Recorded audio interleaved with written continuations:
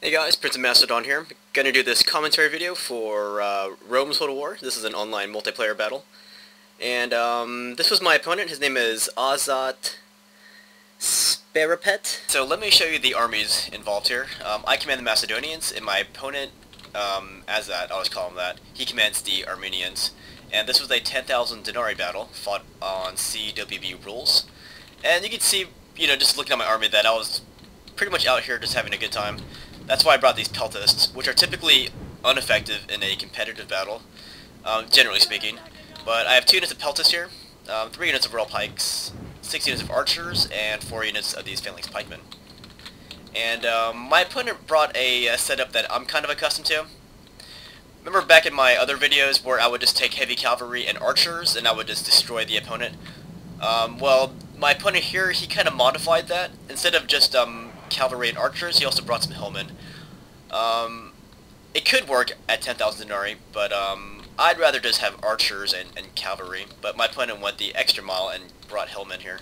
But he has, 6 units of these hillmen, 5 units of heavily upgraded archers, and he has 2 units of cataphract archers and 2 units of regular cataphracts.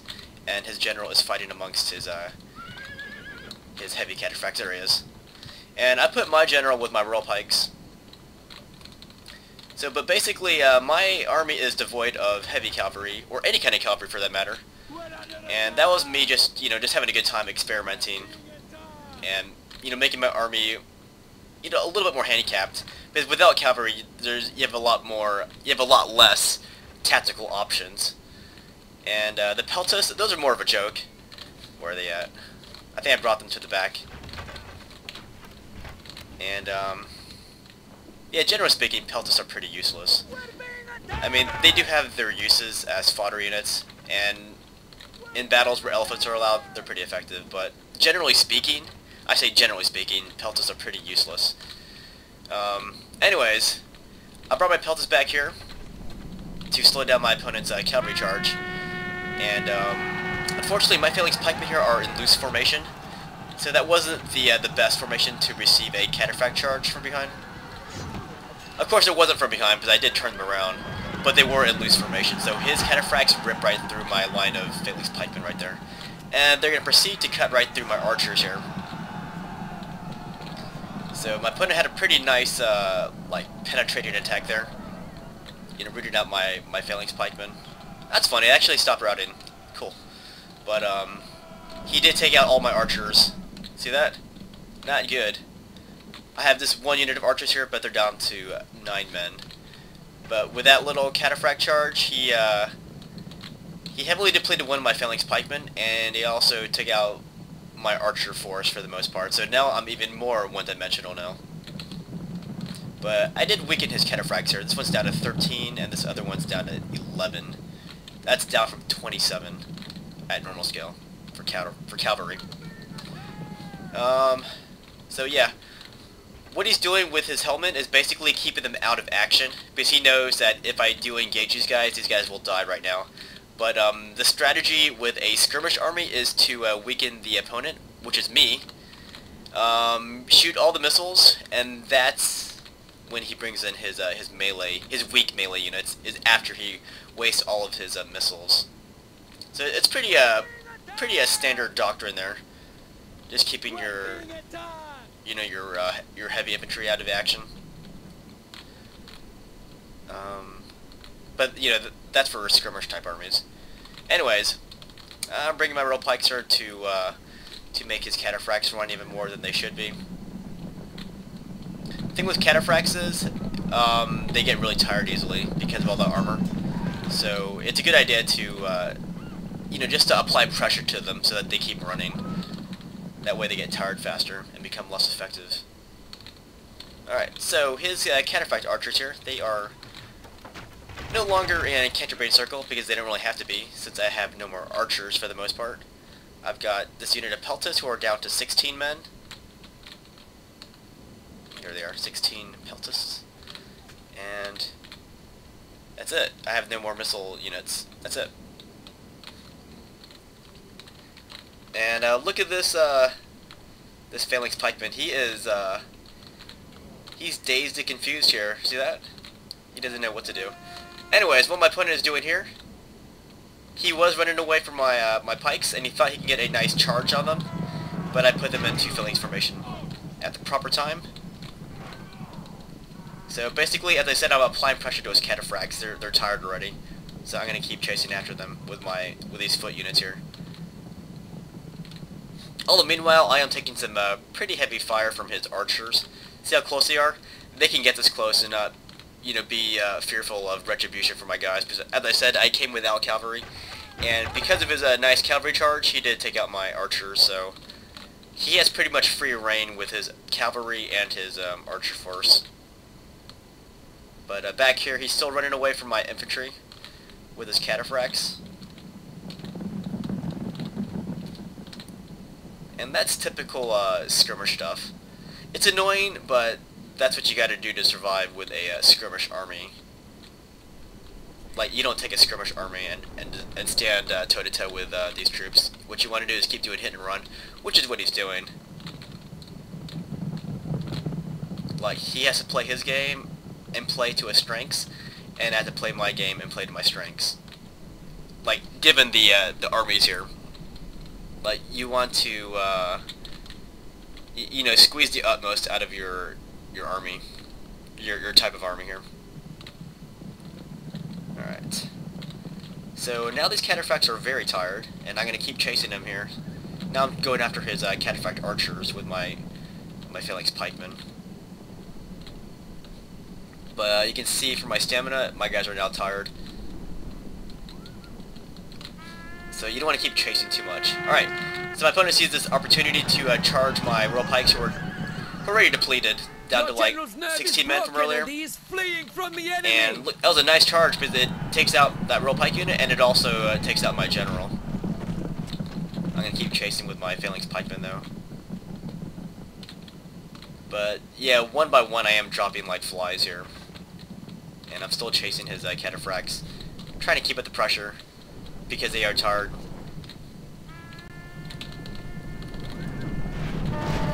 So here I managed to get these cataphracts here. Bring down my pikes. And those guys are routes. But my opponent has already done some serious damage to me. He's already picked clean my archer force, and now he's picking off my phalanx pikemen and royal pikes one by one. And he already killed my general. So these guys stopped routing, unfortunately. Like, as I said, because I have no cavalry, I could not pursue them to maintain that route. So they actually come back from routing, and now they are back into battle. And at this stage, my opponent starts bringing up his hillmen here, because he sees the end is approaching. So now he is a lot safer to bring up these guys. This is basically your cleanup crew here. As I said, he's going to waste his he's going to use up his missiles first before engaging, and also use his cavalry to strike wherever possible. And I'm going to keep applying pressure to his cataphracts, just keep chasing after them. Even though I know he's going to be able to outrun me, it's good to keep them tired. And I did manage to keep these peltas alive, these guys. And I sense they charge, here they come. He finds this isolated unit of phalanx pikemen, and he routs them too. So one by one I am losing my troops at a unacceptable rate here. And I've got these phalanx pikemen here. They are also isolated from the rest of my body. So I have 3 pike units left. 2 of them are royal pikes, and another is a phalanx pikeman, and I have these peltas who are down to 16 men. And I see now what's going on here. Well, I already know what's going on here, but my new strategy is to survive, and I'm going to link up my army so that they're no longer isolated from one another. And that's when his hillmen start rushing in here. He sees that my guys were isolated, so he wanted to capitalize on that, but I started marching my pike troops towards each other so I could unite.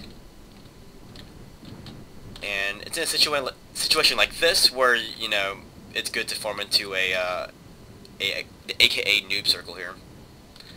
Problem is, my opponent still has missiles. You can tell because they still have their bows drawn. And this is when I sent in my Peltas, trying to rout some of his archers, but my Peltas failed. So now I'm just down to 3 pike units here. My opponent has all of his cavalry still, all of his hillmen, and a lot of his archers still. So I haven't really drawn much blood from him.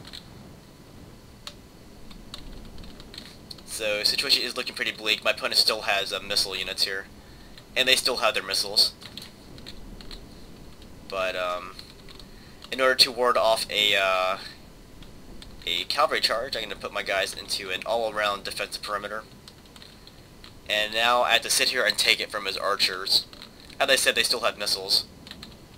See that? You can tell when you zoom in on them. These guys still have their missiles. These guys still have their missiles. These guys ran out of missiles here. These guys. You can tell by their daggers are drawn. I was kind of bewildered by this though. My opponent's only shooting with these guys. He's not shooting with these guys. I didn't see the advantage to not using these guys right now.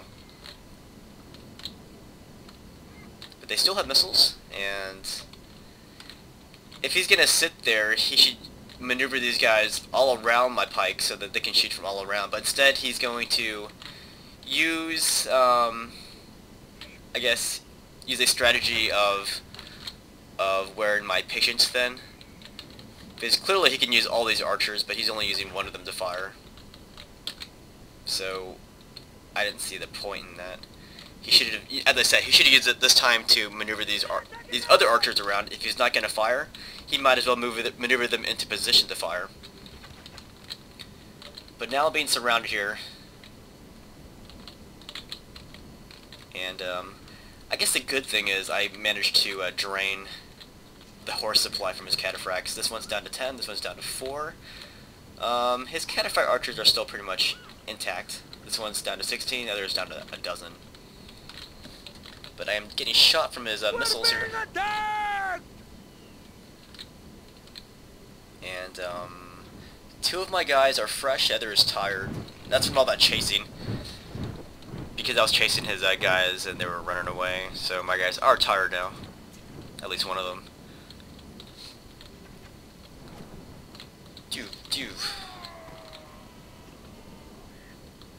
Alright.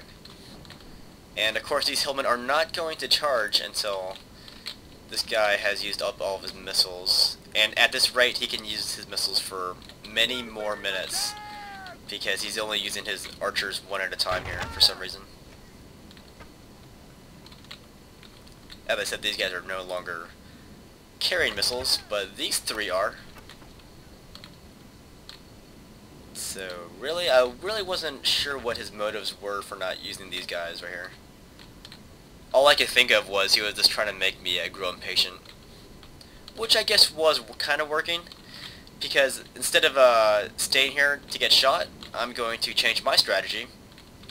And I'm actually going to be charging after him again. So he wants to play the waiting game. I do not want to play the waiting game. As he maneuvers these archers to the flank, see that? I'm going to get out of phalanx formation here. Well, soon enough I will. Right now I'm not. But let's look at the overhead.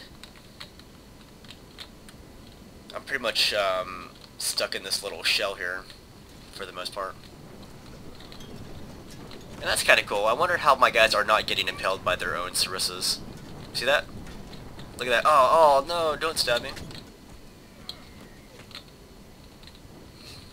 And these guys are still not firing. See that? They're not firing. So instead of waiting for him to use up his missiles, I'm going to go on the offensive again. And his guys will run away. Here's an overhead shot. You can see what's going on here. I'm going to scatter his archers. And he starts bringing up his hillmen here. These guys. And reason why I do that offensive action here, even though I'm surrounded, is basically to just keep him from you know, from dictating the pace of the battle. I want to break up his tempo. It's not game winning, but it does alter the situation a little bit. So I'm gonna keep chasing these archers here. And as I see his hillman coming at me, I decide to turn back and countercharge his hillman. See this? Put my guys into phalanx at the last second here. So it was kind of a feigned attack, like pretend to attack one side. I mean, I did have the intention of attacking those archers, but when I saw his hillman being sucked in, I decided to turn back and face his hillman. And now I'm getting attacked from all sides here from his cataphracts. But I'm going to swing my sarissas around to impale his guys, wherever I can.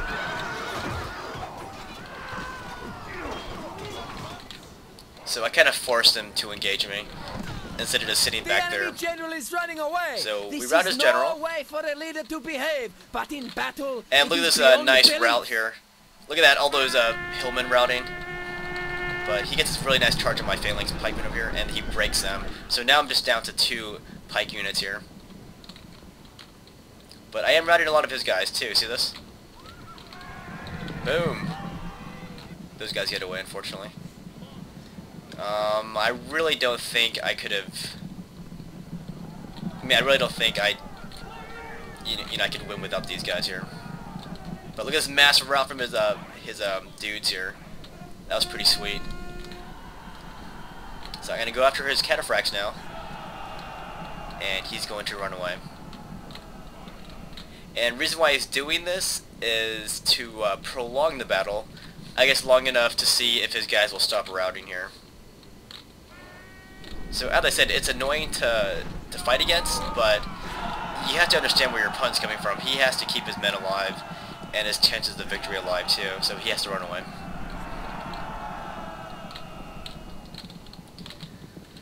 And his strategy does pay off. As you can see in the very back, some of his guys are no longer routing. Those are some archers, some hillmen, and this unit here of hillmen. And we'll see if any more of them come back. I forgot. But meanwhile, I am trying to chase this unit of cataphracts. They are very tired. My guys are winded. So that's pretty much it in terms of the guys rallying back to fight against me. So he has 3 cataphract units. No, sorry, 2 cataphract units, 1 and 2. 2 archer units and 2 hillman units. So I'm gonna form like this now. This way I can watch their backs, the backs of my front line. And then I'm going to go on the offensive again. Charge time. And I was kind of surprised. I thought he would run away again. But for once he stands his ground. And so now it's do or die for both of us. He has to break me, and I have to break him. If not, then one of us is going to lose here. And his guys start to break first. To go his cataphracts first. And here comes another unit of cataphracts. Let's see if they hold. Boom, they do not, thankfully. And at that point, it's pretty much over now, because now he has just, what, hillmen? And archers? Who are firing at point blank. But they're pretty much gone. They break. Your victory could not have been in more doubt, and yet the gods finally smiled on your efforts. So, very close battle. And that's what happens when you bring an army like that. This would have been a lot easier had I brought cavalry and not wasted my money on peltas. But I wasn't expecting this to be a close battle. That's why I brought this kind of army, because I didn't know my opponent was going to get those nice strikes on me. But that's that. Very good game to my opponent, AzatSparapet, and hope you guys enjoyed this battle between Macedon, what's wrong with me? Macedon and Armenia.